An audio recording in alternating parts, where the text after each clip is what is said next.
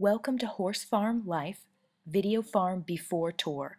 This will give you a good understanding of the layout as well as the condition of the property when we first arrived. Here we have an aerial view of the property. The red line is indicating the border of the property, and you can see it's somewhat rectangular in shape.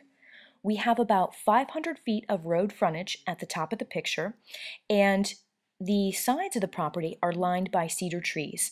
This is helpful because it adds a very secluded feeling to the property once you've pulled in. You're not seeing the neighbors or even the neighboring properties or farms, so you can just really focus on what our farm looks like and has to offer. The first arrow indicating house and sheds is where the 1950s bungalow-style house is located, as well as a 1- and 2-car garage. The west side of the house is surrounded by about 7 half-a-century-year-old water oaks.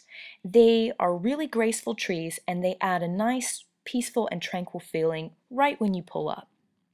As we move further back into the property, we find that the land is pretty much untouched. There's no continuation of any electricity, water, or any septic tanks moving further back away from the house and sheds. And the clearing area that is in front of what's labeled as the island is going to eventually become our horse paddocks and pasture.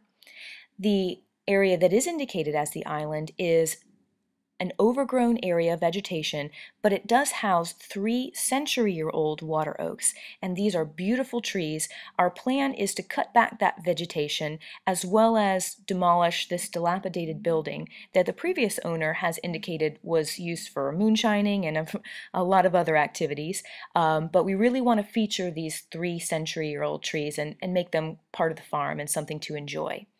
The blue oval is the future site where we're going to build a larger home, and we wanted to do that a little bit away from the road. The yellow oval is where we will build a future barn, and directly behind the blue oval, or the future home site, there's actually a trail that goes through that treed area. And if you follow that trail, you will eventually end up at what we jokingly refer to as the secret field. You can't see this at all from the front of the property, but once you take that nice walk through the trail, you'll find you'll land in about 6-ish acres of cleared area. And the treed area itself is roughly another 6 to 8 acres. But we are looking forward to just leaving this part of the property completely natural. We won't fence it or cultivate it in any way. And my husband is enjoying it for hunting and even just some easy hiking activity. Now we're looking at the front of the bungalow-style 1950s home. We're very close to the actual road here, and what you can see is that it's a brick home. It's actually been vacant for roughly 4 years, and it's in pretty bad condition. Our hope in moving in was that overall that the home was going to be structurally well built and that it would just need some basic cosmetic upgrades so that it would be comfortable for us to live in until we build our larger home.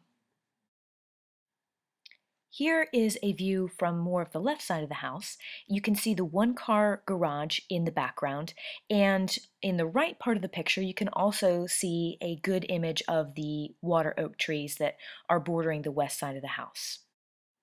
Here we can see the water oaks, and they're in a straight line, which is lining also the driveway as well.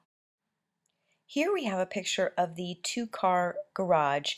It is in pretty bad shape. It's not the best constructed building, so we're going to have to do a lot to work around that and make it useful. At this point, we've walked beyond the house and 2 sheds, and we're standing about where there will eventually be a pasture. And looking straight into the middle of the photograph, you can kind of start to see the island of oak trees. Here we're about the same depth into the property, but we're all the way over onto the right side, and this will eventually be our driveway going down to the future home site. You can see there's already preliminary tire tracks there. We're in the middle of the property and what will one day be the pasture, and this is my dog Simon having a good time and definitely showing his approval that we should go ahead and get this project. These 2 pictures feature the beautiful 100-year-old oak trees in the island that's located in the back third of the property.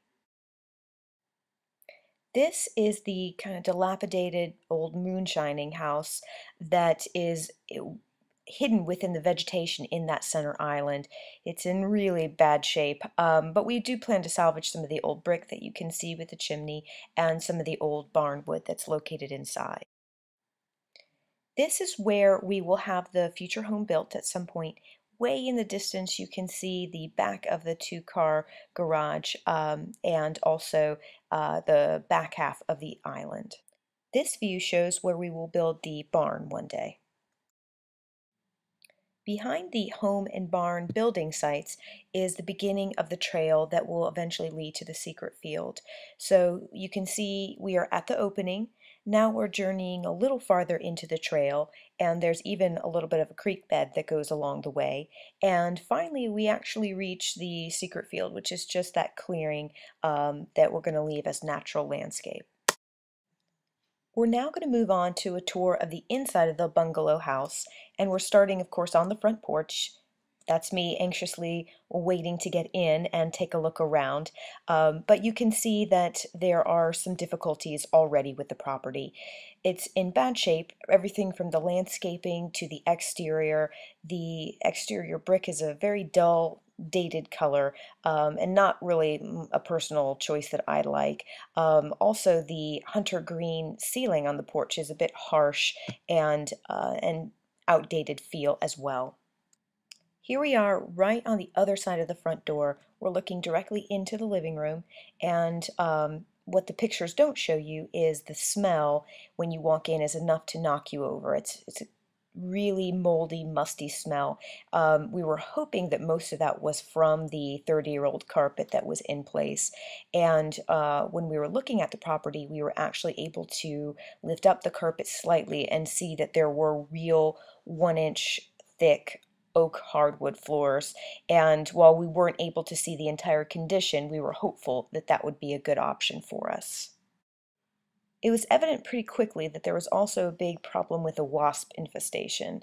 You can't see in the pictures, but there are probably about 100 dead wasps at the base of the fireplace, and then they were also swarming around through the house, so that was something we had to take care of right away as well. These beautiful French doors mark the transition between the living room and the dining room. This is one feature we really did love about the home. We also love the general moldings that they use for the baseboards, the door frames, and the crown molding that is in each room. The dining room is a good size. It has a large window that lets in a lot of natural light, and this room will transition into the kitchen. The kitchen was probably the room that was in the worst shape of the entire house.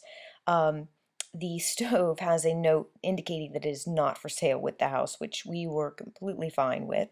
And what's located below at the floor at the base of the stove is actually a dead bird. And I imagine that we were anxious to not get that in the picture for fear that our families would think we were crazy for even considering this house to purchase. There's a lot of problems. The lack of counter space. You can see the lower counters do not wrap around and connect to the location where the stove should be. Just, the countertops are a basic laminate, and there's also this awkward laminate that goes around as the backsplash throughout the entire kitchen. Here we've walked through the kitchen and are now in the mudroom, which connects also to the back door of the house. This is an add-on that was put in approximately the 1970s and does have a hookup for a washer and dryer, and the white appliance in the center is actually a hot water heater. This room is somewhat functional. It does have a really damaged vinyl floor as well as just the old style wooden siding.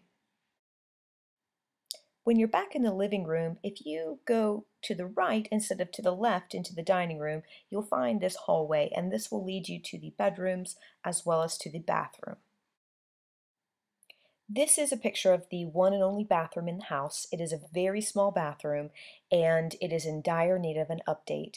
The tile throughout is a kind of puke green color, and the actually base of the bathtub is cast iron, but it has suffered a lot of corrosion and it's not really in an acceptable state to use. The toilet needed to be replaced right away, and we needed to do some work on the vanity area as well. This is actually a look at the master bedroom.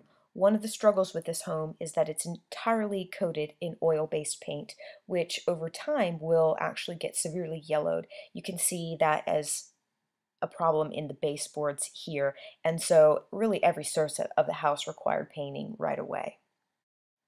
This is a look at this second bedroom in the house. It's a little on the small side, and we even have a picture of the closet complete with personal effects from the previous owner. Also, we took a couple pictures that highlight the original doorknobs of the house. This is a feature that we really liked and will go on to preserve after we paint and do some interior remodeling.